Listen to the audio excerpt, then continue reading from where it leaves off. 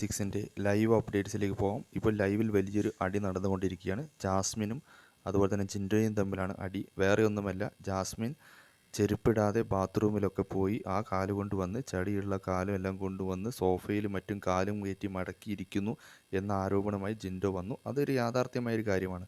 സ്വയം വൃത്തിയില്ലെങ്കിലും അവിടെ അത്രയും ആൾക്കാർ താമസിക്കുന്ന ഒരു സ്ഥലത്ത് ബേസിക്കായിട്ട് കുറച്ച് ഹൈജീനായി പ്രവർത്തിക്കണം. ബാക്കിയുള്ളവർക്ക് അതൊരു ബുദ്ധിമുട്ടാണ്. അത് പറഞ്ഞിട്ട് കാല് മാറ്റി താഴോട്ട് വെക്കാൻ ജാസ്മിൻ തയ്യാറായിട്ടില്ല അതുവരെ സോഫയിൽ തന്നെ കാലും വെച്ചിരിക്കുകയാണ്. അതും ചളിയുള്ള ബാത്റൂമിൽ പോയി വന്ന കാലൊക്കെ ചെരുപ്പ് പോലും ഇടാത്തൊരു വ്യക്തിയാണ് ജാസ്മിൻ.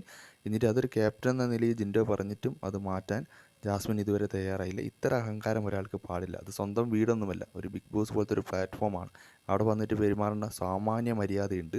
അതുപോലും കാണിക്കാൻ ജാസ്മിൻ തയ്യാറാകുന്നില്ലെന്നത് വളരെ മോശപ്പെട്ടൊരു കാര്യമാണ്. ഇതുകൊണ്ടൊക്കെ തന്നെയാണ് പുറത്ത് നല്ല നെഗറ്റീവ് ഉള്ളത്. സ്വയം ചെയ്തു വെക്കുന്നതുകൊണ്ട് തന്നെയാണ്.